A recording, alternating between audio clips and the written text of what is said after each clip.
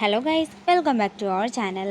Episode ആരംഭിക്കുമ്പോൾ കാണിക്കുന്നത് സ്നേഹ ധനുഷിൻ്റെ ഒപ്പം ക്ഷേത്രത്തിലെത്തിയിരിക്കുന്നതാണ്.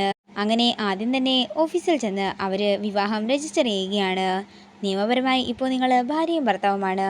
ഇനി നിങ്ങൾക്ക് ദേവിയുടെ നടയിൽ പോയി താലി ചാർത്താമെന്ന് അവിടെയുള്ള സെക്രട്ടറി പറയുമ്പോൾ രണ്ടുപേരും കൂടി നടയിലേക്ക് പോവുകയാണ്. അതേസമയം അവരെയും തേടി സന്ദീപും സച്ചിയും മറ്റുള്ളവരും ക്ഷേത്രത്തിലെത്തിയിരിക്കുന്നു. പിന്നീട് കാണിക്കുന്നത് അവന്തികയാണ്. ടെൻഷനോടിരിക്കുന്ന സേതുമാധവനെ സമാധാനിപ്പിക്കുകയാണ് അനഘയും ആതിരയും ചേർന്ന്. എനിക്കും ഇവിടെ ഇരുന്നിട്ട് ഇരിപ്പുറയ്ക്കുന്നില്ല, ഞാനും പോയി കാര്യങ്ങൾ നോക്കിയിട്ട് വരാം. എങ്ങനെയൊക്കെ പറഞ്ഞാലും അവളിൻ്റെ മകളെ പോലെ അല്ലായിരുന്നോ എന്ന് പറഞ്ഞുകൊണ്ട് അവന്തികയും അവിടെ നിന്നിറങ്ങുന്നു. പിന്നീട് കാണിക്കുന്നത് ക്ഷേത്രമാണ്. ധനുഷ് സ്നേഹയുടെ കഴുത്തിൽ താലി ചാർത്താൻ ഒരുങ്ങുന്ന സമയത്ത് തന്നെയാണ് എല്ലാവരും അങ്ങോട്ടേക്ക് എത്തുന്നത്. പെട്ടെന്ന് തന്നെ സ്നേഹയെ പിടിച്ച് മുഖമടക്കിയൊന്ന് കൊടുക്കുകയാണ് നന്ദൻ. നീ ഞങ്ങളെ ചതിക്കുമെന്ന് ഞാൻ കരുതിയില്ലെന്ന് പറഞ്ഞ് വീണ്ടും സ്നേഹയെ തല്ലാനൊരുങ്ങുമ്പോൾ ധനുഷ് നന്ദൻ്റെ കൈ തടയുകയാണ്. എൻ്റെ മുമ്പിൽ നിന്ന് ഇവളെ തല്ലാമെന്ന് നിങ്ങൾ കരുതണ്ടെന്നും അതൊരിക്കലും നടക്കാൻ പോകുന്നില്ലെന്നും ധനുഷ് ദേഷ്യത്തോടെ പറയുന്നു. ഇത് കേൾക്കുന്ന നന്ദൻ സ്നേഹം വലിച്ചുകൊണ്ട് അവിടെ നിന്ന് ഇറങ്ങുകയാണ്. പുറത്തേക്ക് ഇറങ്ങുമ്പോൾ തന്നെ ധനുഷും മൂർത്തിയും കുറേ ഗുണ്ടകളും കൂടി അവരുടെ മുന്നിലേക്ക് കയറി നിൽക്കുന്നു. തുടർന്ന് നന്ദൻ പറയുകയാണ്, സച്ചി, എനിക്കെന്താണെങ്കിലും ഇവളെ വീട്ടിലേക്ക് കൊണ്ടുപോകണം. അതിന് ഇവന്മാരൊന്നും ഒരു തടസ്സവും നിൽക്കാൻ പാടില്ല. താനും എന്താ വേണ്ടെന്ന് വെച്ചാൽ നീ ചെയ്തോ.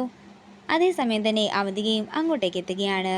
പിന്നീട് കാണിക്കുന്നത് എല്ലാവരും ചേർന്ന് ധനുഷിനോടും ഗുണ്ടകളോടും വഴക്കിടുന്നതാണ്. അതേസമയം തന്നെ പോലീസും അങ്ങോട്ടേക്ക് എത്തുന്നു. എന്താ ഇവിടെ പ്രശ്നമെന്ന് ചോദിക്കുമ്പോൾ സച്ചിയും സന്ദീപും ധനുഷ് സ്നേഹയുടെ പിന്നാലെ നടന്ന് ശല്യം ചെയ്യുകയായിരുന്നെന്നും ഇപ്പോൾ വിവാഹം കഴിക്കാനായി കൂട്ടിക്കൊണ്ടു വന്നതാണെന്നും പറയുന്നു.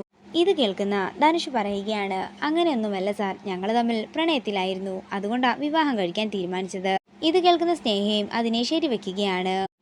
ഇവർ രണ്ടും പ്രായപൂർത്തിയായവരായതുകൊണ്ട് തന്നെ അവർക്ക് അവരുടേതായ തീരുമാനങ്ങൾ എടുക്കാമെന്ന് പോലീസ് പറയുമ്പോൾ അതെങ്ങനെ ശരിയാകുമെന്നും വലിയവരല്ലേ കല്യാണം നടത്തി കൊടുക്കേണ്ടതെന്നും എന്നൊക്കെ അവന്തിക പറയുന്നു. ഇത് കേൾക്കുന്ന സ്നേഹ പറയുകയാണ്, അതിന് ഞാനിപ്പോൾ ധനുഷിൻ്റെ ഭാര്യയാണല്ലോ. ഇത് കേൾക്കുന്ന എല്ലാവരും ഞെട്ടലോടെ നിൽക്കുമ്പോൾ ക്ഷേത്ര സെക്രട്ടറിയും പ്രസിഡന്റും കൂടി അങ്ങോട്ടേക്ക് വന്ന് പറയുകയാണ്, ഇവര് നിയമപരമായി വിവാഹം രജിസ്റ്റർ ചെയ്ത് കഴിഞ്ഞിരിക്കുകയാണ്. തുടർന്ന് പോലീസുകാർ പറയുകയാണ്, എന്താണെങ്കിലും കാര്യങ്ങളെല്ലാം ഇത്രയായ സ്ഥിതിക്ക് ഇനി നിങ്ങൾക്ക് ഇവരിൽ യാതൊരുവിധ അവകാശവുമില്ല. ഇവന്റെ ഭർത്താവ് കഴിഞ്ഞിട്ട് മാത്രമേ നിങ്ങൾക്ക് ഇവരുടെ മേൽ സ്ഥാനമുള്ളൂ. അത്രയും പറഞ്ഞുകൊണ്ട് പോലീസുകാർ അവിടെ നിന്ന് പോകുമ്പോൾ ധനുഷ് സ്നേഹയും കൂടി സന്തോഷത്തോടെ എല്ലാവരെയും നോക്കുകയാണ്. തുടർന്ന് ധനുഷ് എല്ലാവരുടെയും മുമ്പിൽ വെച്ച് തന്നെ സ്നേഹയുടെ കഴുത്തിലേക്ക് താലി ചാർത്തുകയാണ്. ഇത് കണ്ട് ഞെട്ടലോടെ നിൽക്കുകയാണ് അവന്തിക.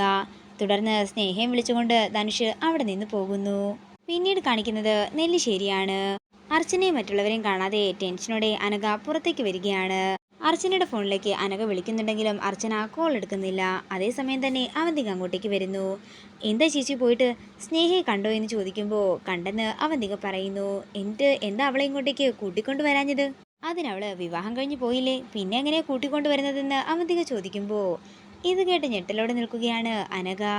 എന്നിട്ട് ബാക്കിയുള്ളവരൊക്കെ എന്തേന്ന് ചോദിക്കുമ്പോൾ അവര് മറുവീട് കാണാൻ പോയതായിരിക്കുമെന്ന് പരിഹാസത്തോടെ പറയുകയാണ് അവന്തിക. ഞാനെന്താണെങ്കിലും ഈ വാർത്ത ചൂടോടെ തന്നെ അയാളെ അറിയിക്കട്ടെ, അയാളുടെ മുഖം കാണാൻ വേണ്ടിയിട്ടാ ഞാനിങ്ങോട്ടേക്ക് ധൃതി പിടിച്ച് വന്നതെന്ന് അവന്തിക പറയുമ്പോൾ ഇപ്പോൾ കാര്യങ്ങളൊന്നും പറയണ്ടെന്ന് അനഘ പറയുകയാണ്. പിന്നെ ചേച്ചിക്കും വിഷമമുണ്ടാകുമെന്ന് എനിക്കറിയാം, ഇവിടെയുള്ളവരുടെ വിഷമത്തിൻ്റെ മുമ്പിൽ ചേച്ചി ഒന്നും കാണിക്കാത്തതാണെന്നും എനിക്കറിയാമെന്ന് അനഘ പറയുമ്പോൾ അവന്തിക പറയുകയാണ്, അതെ, ഒരു ധനുഷിനെ കണ്ടിട്ടൊന്നുമല്ലല്ലോ നമ്മുടെ എന്നെ പെറ്റിട്ടത്, അതുകൊണ്ട് തന്നെ എനിക്കതിലൊന്നും വലിയ കാര്യമില്ല. എൻ്റെ പകയും പ്രതികാരവും തന്നെയാ എനിക്ക് വലുതെന്ന് പറഞ്ഞുകൊണ്ട് അവന്തിക അകത്തേക്ക് പോകുന്നു.